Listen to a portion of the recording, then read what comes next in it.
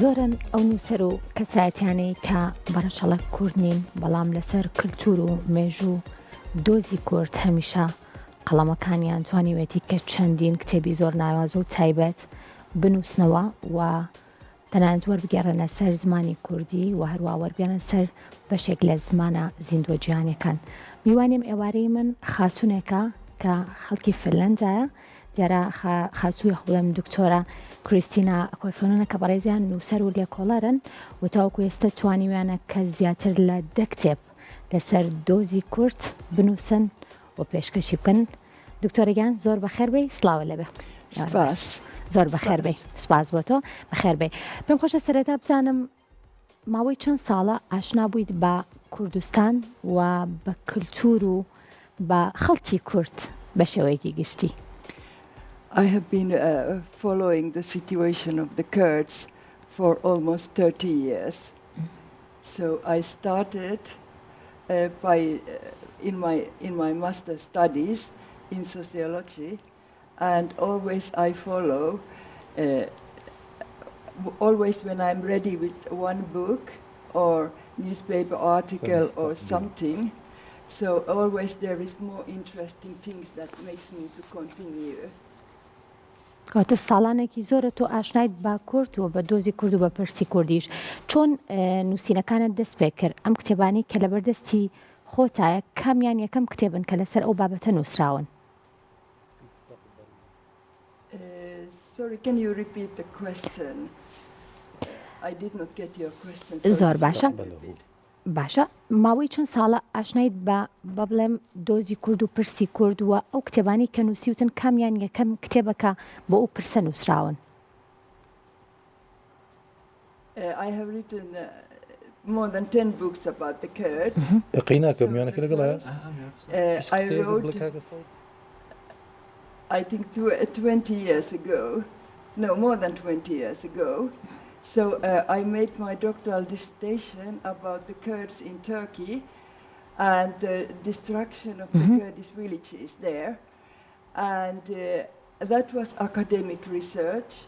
Meanwhile, I write also about all these things that I saw, like in a non-fiction form, which is easier to read than academic studies. And so I have continued. So my books are, one can say, scientific, but they are easy to read. So some of them are translated also to Kurdish and Arabic. But they are for a wider audience than just academic researchers. ئەمی کە لەبەردەستی منایە ئەمە کتێبێکە لەسەر کللتوری کاکەیەکان. ئەمە ساڵی چەند نووسیوتەوە چۆن سێرچە بۆ کردووە؟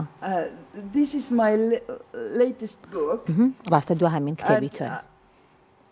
I have written that together with Hussein Talabani. بەڕێز حوسێن تاڵەبانی کە لێرە دەژی لە شاری سلێمانی. And before that پێش I ئەوەش wrote about the situation of سەبارەت بە بارودۆخی شاری کەرکووک و ناوچە جێناکۆکەکان کتێبێکی ترم نووسی. لە ڕاستیدا کەرکووک جێگەی بایەخی گەورەی منە. و دوو کتێبم سەبارەت بە کەرکووک نووسیوە، یەکێکیان بە زمانی فنلەندی، یەکێکیشیان بە زمانی ئینگلیزی سەبارەت بە بارودۆخی کەرکووک. و هەمیشە کاتێک کە کتێبێک دەنووسم کۆمەڵێک زانیاری زۆر لەخۆ دەگرن کە ناتوانم بەکاریان بهێنم. لەبەر ئەوە وەکو بیرۆکەیەک وایە بەلای منەوانێکە بەردەوام بم لەسەر نووسینی کتێبەکان. کاتێکیش کە بارودۆخی شاری کەرکووکم کۆڵیەوە لە بارودۆخی ناوچە جێناکۆکەکانم کۆڵیەوە زانیم کە بارودۆخی ناو شاری کەرکووک زۆر تایبەتە، بەڵام ئەمەش بیرۆکەکە بەڕسێن تاڵەبانی بوو کە کتێبێکی سەبارەت بە کاکەیەکان بنووسم پاشان کە ساڵانێکی زۆر لە وڵاتە یەکگرتووەکانی ئەمریکا دەژیا و کاتێک کە خانەنشین بوو پاشان گەڕایەوە بە کوردستان زیادی ئەو شاری کەرکووک و یاخود ناوچەکانی دەوروبەری کەرکووک بوو و ئەو کاکەیەکان ئەو خۆی کاکایی نییە بەڵام هاوڕێی زۆری لە کاکەیەکان هەیە و ئاشنایە بە بارودۆخیان بۆیە ئەوە پێشنیاری ئەو بوو کە کتێبێک سەبارەت بە کاکەیەکان بنووسین. خاتو کریستینا sorry for interruption. هەستەکەم بەشێک لە شارەکانی کوردستان گەڕاویت ئێستا لە شاری سلێمانیت هەم شاری کەرکووک هەم شاری هەولێر کللتوری ئەم شارانە چۆن ئەبینیت و بێگومان هەریەک لە شارەکان چەندین بابەتی زۆر دێرین و زۆر کۆنی تایە کامیان زۆر جێی سەرنجی تۆیە؟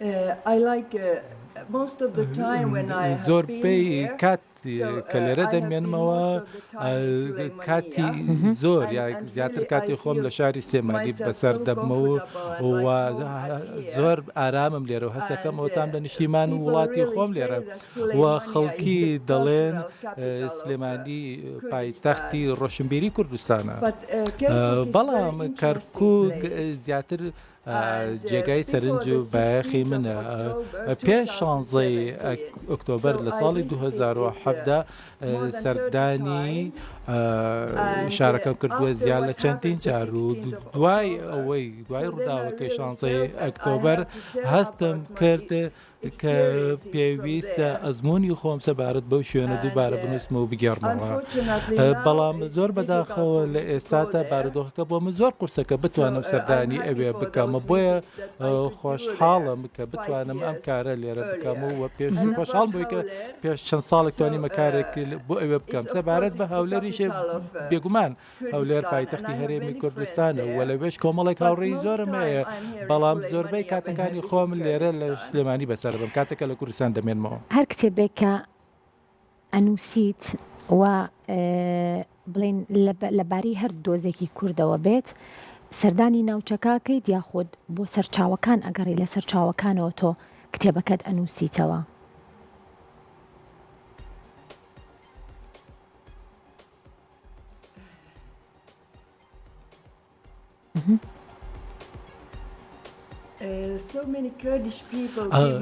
خەڵکانێکی زۆر گەلی کورد زانیاریم پێدەبەخشن و پێدەدەن بۆیە هەست دەکەم من دەنگی کوردم و هەمیشە دەڵێم کە من بەتەنیا کتێبەکانی خۆمم نەنووسیوە بەڵکو ئەو کتێبانی کە نووسیمە بە هاوکاری و هاریکاریە لەگەڵ خەڵکی کووردە بە تایبەتی ئەو کتێبە تازانی کە نووسی و من و توانیمە زۆر بە خێراتر بیانووسم لە چاو کتێبەکانی تردا چکە خەڵکانی ترم لە دەور بووە و خەڵکانی کورد بەڕاستی زۆر یارمەتی دەربوون یارمەتی منیان داوە. خۆت خەڵکی فنلەندایت و کتێبەکانیش بە زمانیان فنلەندییان بێگومان کە وەرگەڕێن سەر زمانی کوردی تا چەند هەوڵ درراوە لە ڕێی بە بڵێن کۆنتاکتی خۆتەوە ئەم کتێبانە وەرگەڕێنە سەر زمانی عەرەبی ئینگلیزی یاخود زمانێکی تری زیندوی جیهانی بۆ ئەوی لانی کەم بەشێک لە پرسی کورد لە ڕێی کتێبەکانی تۆوە بچێتە دەرەوەی کوردستان جارێکی تر؟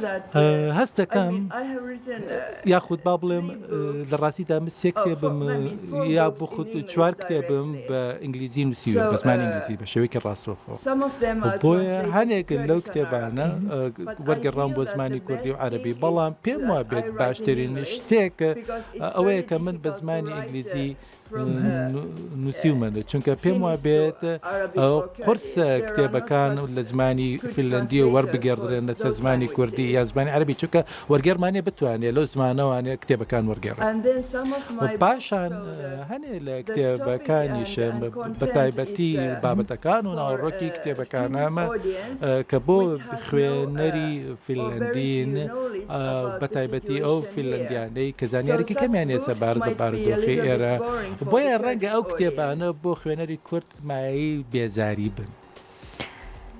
کوردستان چه هەستێکە بە تۆ بۆ نووسینەکانت؟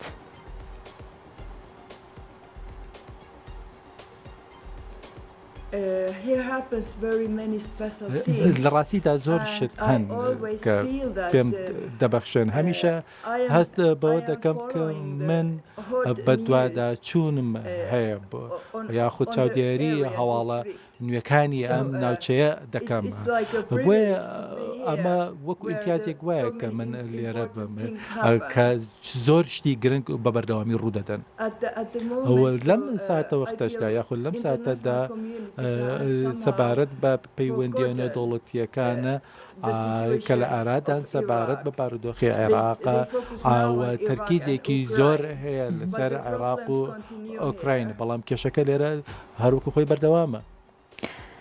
کۆنتاکت لەگەڵ نووسەرانی کووردا چۆنە دکتۆرە؟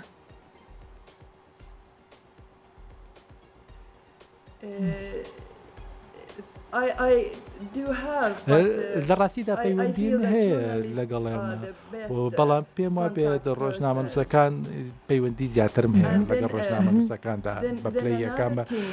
شتێکی تریش هەیە لەبەر ئەوەی کە من وەکو مامۆستایەک لێرە کارم کردووە بە تایبەتی لە زانکۆی سلێمانی ئەتوانە بڵێم لەو ڕێگەیەوە یاخودەوای کردووە کە تاکو ئێستاش پەیوەندی بەردەوام هەبێت لەگەڵ خوێندکارەکانمدا ئەوەش مێژەکەی دەگەڕێتە بۆ 10 ساڵ پێش ئێستا. ئەو کۆنتاکتی کە دروستت کردووە تا چەند یارمەتی دەرا بۆ ئەوەی کە لە ئایندەشا بتوانی لەسەر پرسی تر لەسەر دۆزی تر لەسەر بابەتی تر بنووسی؟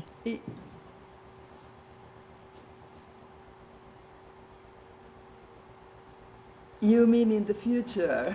بۆ دوا ڕۆژ مەبەستی بۆ دوا ڕۆژ لە ڕاستیدا کۆمەڵێک بیرۆکەی زۆر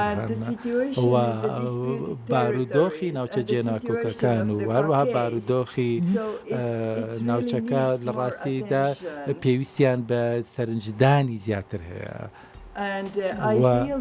و هەستیش دەکەم خەڵکانێکی زۆر نین کە بتوانن کتێب سەبارەت بە کاکەیەکان بنووسن بۆیە بەڕاستی بۆ من زۆر گرنگە کە بتوانم درێژە پێ بدەم و بەردەوام بم چکە لە ئێستادا زۆر شت هەن کە ڕوودەدەن و ئەو پەرچە کردار و کاردانەوەی کەلاکەی کاکەیەکانەوە پێم گەیشتەوانەی کە کتێبەکانیان خوێندبەوە بەڕاستی کۆمەڵە کاردان و پەرچەکردارێکی ئەرێنی بوون لەبەر بابزانین چۆنە بێت پرسیاری بەڵام بەڵێن دەدەم کە بگومان لە کوردستان دۆزی زۆر هەیە پرسی زۆر هەیە و هەر یەک لە شارە کوردەکانیش بە بڵێم بارودۆخی سەختی زۆر تێپەڕانوە لە پێشووترا و بە هەزاران کتێبیش تاوەکو ئێستا نووسراون. بابەتێکی تر هەیە کە لە ئایندە بتەوێت کاری لەسەر بکەیت و دۆزێک بێ بۆ تۆ گرنگ بێ و بە زمانی ئینگلیزی بتەوێت کە بینووسیتەوە؟ لە ڕاستیدا لە ئێستادا کتێبێکم لە بەردەستە کە سەرقاڵی نووسینم و بیرەوریەکانی خۆم دەنووسمەوە سەبارەت بە گەلی کورد ناوەکەشی بریتی دەبێت لە چی ژیانی من لەگەڵ کورد ئەمە ناونیشانی کتێبەکەیە و ئەمە کتێبێکی تۆزێک خۆش دەبێت چونکە زۆر شتی خۆش هەن کە بەسەر من هاتوون و ڕویان داوە لەگەڵ منەوە و تێبینی هەمویان کردو و نووسیونەتەوە بەڵام لە کاتی خۆیدا نەمتوانیوە هەموو شتێک بە خەڵکی بڵێم بۆیە لە ئێستادا هەڵ دەدەم بیان وسم وەکو کتێبێکی خۆش سەبارەت بە هەموو ئەو شتانەی کە لەگەڵ مندا ڕویان داوە. کاتە کتێبەکە وەکو چیرۆک ئەگێڕیتەوە یا خودۆک و گێڕانەوەی خۆت کە ئەو چەند ساڵی لە کوردستان ژیاوی تۆ بابەتە بە بڵێم خۆش ئامێزانی کە بەسەرەتاتون. بەڵام لەگەڵ هەمان کاتیشدا ئەو کتێبەکە وەسفی ئەو بارودۆخە دەکات کە لێرەدا کە لێرە ڕوویداوە لە ماوەی 10 ساڵی ڕابردووتە بۆ من کاتێک کە یەکەم جار هاتمە ئێرە و بۆ نمونە شتێکم بینی بۆ یەکەم جار لە شاری کەرکووک بە تایبەتی لە ساڵی 2010 ئەوەیە کەمین جارم بوو کە سەردانی شاری کەرکووک بووم بچمە ئەو شارەوە لە ڕاستیشدا کاتێک کە چووم ئەوێ هیچ شتێکم نەزانی و زانیم لەبارەی شتێکەوە نەبوو یەکێک داوای لێ کردم کە وەرەقەیەک ئیمزا بکەم و لەسەر بەرپرسیارەتی خۆم بچم بۆ ئەوێ ئەو بۆیە من چوم بۆ ئەوێ و ئەوەشم ڕوون کردێتەوە بەشتی وەکو شتێکی خۆش هەروەها بۆ کۆلێج و بۆ خوێندکارەکانش کە بەم گەڕانەوە پێکەنین لەبەر ئەوە ئەو شتانە ڕوون دەکەمەوە دەنووسمەوە و هەروەها ڕوونیشی دەکەمەوە کە لە کەرکووک چی ڕوویدا و دوای ئەوەی کە سەردانم کرد بۆیە تەنیا پەیوەندیان نیە بە کۆمەڵ ئەزمونێکی خۆشەوە بەڵکو هەوڵ دەدەم هەموو ئەو بیرۆنەی کە هەمە لەو ناوچەیە بیانووسمەوە بەڵام سەرەتا بە زمانی فینلەندی دەینووسم. لە ماوەی ئەم 10 ساڵە کە لە کوردستانی چه ئەزمونێکت وەکو نووسەر وەرگرت وەکو لێکۆڵەرێک؟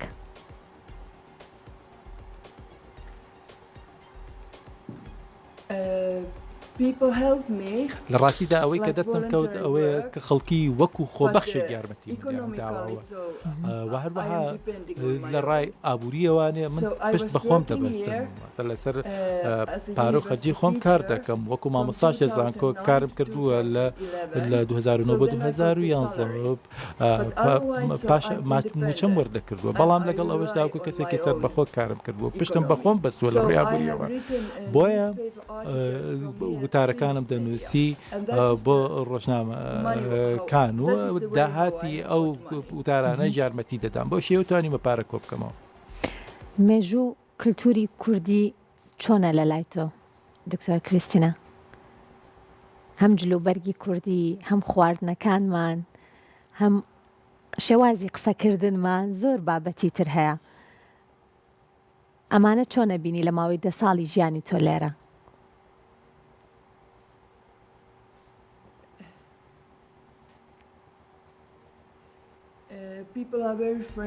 خەڵکی ئێرە زۆر هاوڕێتیان زۆر خۆشە کە هاوڕێتی دەکەن سەردانت دەکەن بە هاوشێوەی ئەوروپانیە بۆیە شتێکی زۆر زۆر تایبەتە بۆیە هەست دەکەم لێرە خێزان بابەتێکی زۆر گرنگە ئەوەش بە هەماشیەوە شتێکی جیاوازە لەو وڵاتەکەی من کە فینلەندایە لە چاو فینلەندە کاتێک سەردانی خێزانە کوردەکان دەکردکردوە هەستم دەکرد کە من ئەندامێکم لە خێزانەکان و بۆیە لە زۆرێک لە ماڵەکان و لە خێزانانەی کە لێرەن سەردانت دەکردن بەڵام سەبارەت بە خواردن لە ڕاستیدا من حەزم لە هەندێک خواردنی ئێرێ بەڵام ناوێرم بەردەوام بۆیە خەڵکی ڕەنگە هەست بە ناخۆشی بکەن یان پێیان سەیر بێکە من گۆشت ناخۆم بۆیە کە سەردانی خێزانەکانم دەکرد ئەموو تکای هیچ گۆشتێکم بۆ مەهێنە بۆیە لایەن سەیر بوو بەڵام سەبارەت بە خۆراک یا خواردن بە شێوەیەکی گشتی هەموو ئەو خواردنانە و جۆری ئەو خواردنانەی کە لێرەن بەڕاستی زۆر بەتام و خۆشن و هەموو شتێک تامەکەی زۆر زۆر خۆشترە لە چاو خواردنەکانی ئەوروپا. دکتۆرە زۆر خۆشحاڵ بووم لەم بەشەی پرۆگرام لەگەڵمان بوویت ئەگەر شتێکت ما بێت وتەیەکت ما بێت خۆشحاڵم.